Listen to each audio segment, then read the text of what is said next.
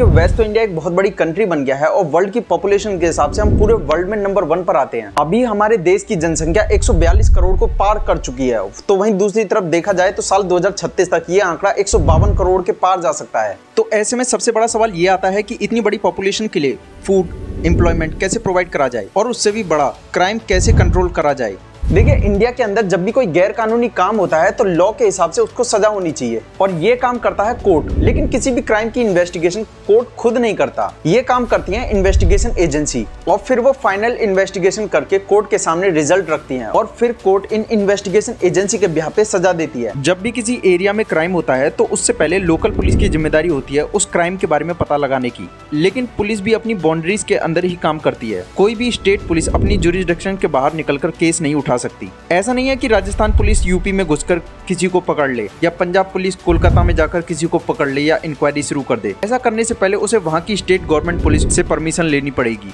और police department के अंदर भी अलग अलग चीजों के अलग अलग डिपार्टमेंट होते हैं, जैसे ATS, STF, CBCID, CID, crime branch. और अगर इसके भी बाहर आप देखें तो रॉ है। रॉ को 1968 में इंडिया में लाया गया और बेसिकली इसका काम इंडिया के बाहर की इन्वेस्टिगेशन करना है। रॉ कभी भी इंडिया के अंदर इन्वेस्टिगेट नहीं करती क्योंकि इसके लिए काफी एजेंसी हैं और जो भी इंडिया के बाहर की साजिश होती है वो रॉ ही इन्वेस्टिगेट करती है। देखिए पुलिस डिपार्टमेंट जो कि एक स्टेट सब्जेक्ट है उसको स्टेट गवर्नमेंट देखती है, जैसे यूपी की जो पुलिस है वो योगी जी की गवर्नमेंट देखती है। तो वहीं दूसरी तरफ राजस्थान की पुलिस को भजनलाल शर्मा जी की गवर्नमेंट देखती है और कोलकाता पुलिस को ममता बनर्जी की गवर्नमेंट देखती है। अभी हाल ही में कोलकाता डॉक्टर रेप केस काफी हाईलाइट है और ऐसे में सबसे ज्यादा पब्लिक में डिमांड हो रही है कि इस केस CBI को सौंप दिया जाए। The CBI is currently investigating the RG Kar rape and murder case, and so far it has recorded statements of more than 10 people in the last couple of days, which also includes the victim's family. If sources are to be believed, CBI has got different leads. According to sources, CBI has prepared a list of 30 to 35 people. देखिए police department में भी एक ऐसी agency है जिसके ऊपर कोई boundaries नहीं है। ये ऑल ओवर इंडिया में जाकर कहीं भी इन्वेस्टिगेशन शुरू कर सकते हैं क्योंकि ये जो CBI होती है ये सेंट्रल गवर्नमेंट के अंडर होती है। जब भी देश में क्राइम होता है तो उसे वहाँ की लोकल पुलिस को देखना होता है।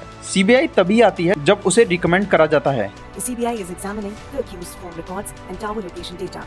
अभी जैसे कोलकाता में क्राइम हुआ तो कोलकाता CM जब तक होम मिनिस्ट्री को लेटर नहीं लिखेंगे कि इस मामले की इन्वेस्टिगेशन CBI को करनी चाहिए, तब तक CBI उस केस में इन्वॉल्व नहीं हो सकती और फिर होम मिनिस्ट्री CBI की रिक्वेस्ट को रिव्यू करती है, फिर CBI उस क्राइम की इन्वेस्टिगेशन स्टार्ट कर सकती है। बेसिकली CBI तभी आती है जब स्टेट CM होम मिनिस्ट्री को लेटर लिखें या सुप्रीम कोर्ट या हाई कोर्ट या फिर सेंट्रल गवर्नमेंट को लगे कि इस केस की CBI इंक्वायरी होनी चाहिए।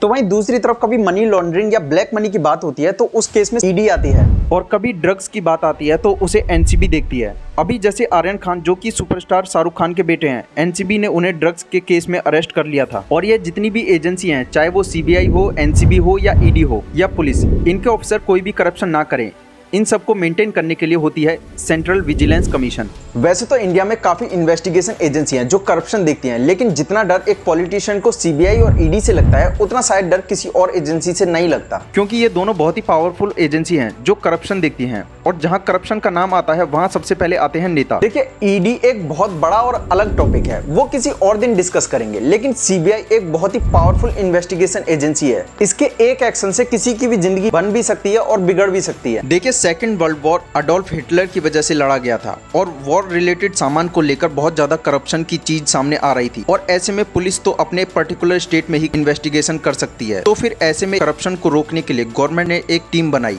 जिसका नाम स्पेशल पुलिस इस्टेब्लिशमेंट रखा गया। और जब इन केस की इंक्वायरी कंप्लीट हो गई तो ऐसे में 1-2 डिपार्टमेंट और थे जहां करप्शन हो रहा था, तो वहां इस इन्वेस्टिगेशन एजेंसी को काम दिया गया और इसकी अच्छी परफॉर्मेंस देख के इसका 1963 में लीगल फॉर्मल स्ट्रक्चर बना दिया गया और इसका नाम रखा गया CBI। देखिए CBI जो है वो एक्ट ऑफ पार्लियामेंट की वजह से नहीं बनी है, वो एक गवर्नमेंट के नोटिफिकेशन से तैयार हुई है। 1963 में भारत में कई गवर्नमेंट चेंज हुई, लेकिन किसी ने भी CBI को एक लीगल स्ट्रक्चर में फॉर्मुलेट करने की कोशिश नहीं की, बल्कि इसको गवर्नमेंट ने अपने हिसाब से चलाने के लिए काफी नोटिफिकेशन निकाले। देखो CBI को RTI से भी बाहर रखा गया है ताकि एक नॉर्मल पीपल को पता ही न चल पाए कि ऊपर गेम क्या चल रहा है। 1963 से लेकर आज तक CBI की कॉन्स्टिट्यूशनल वैलिडिटी पर कोई फैसला नहीं लिया गया है, क्योंकि पावर में आने के बाद ज्यादातर गवर्नमेंट को इसे अपने हिसाब से चलाना होता है। अगर वो CBI को इंडिपेंडेंट करके लीगल स्ट्रक्चर कर देंगी तो इससे उनके खुद के काम फंस जाएंगे और फिर जो जुल्म इनके साथ हुए फिर ये उसका बदला कैसे लेंगे। दी इकोनॉमिक टाइम 2013 की रिपोर्ट के अनुसार खुद सुप्रीम कोर्ट कहता है कि सीबीआई सरकार का वो तोता है जो पिंजरे में बंद है।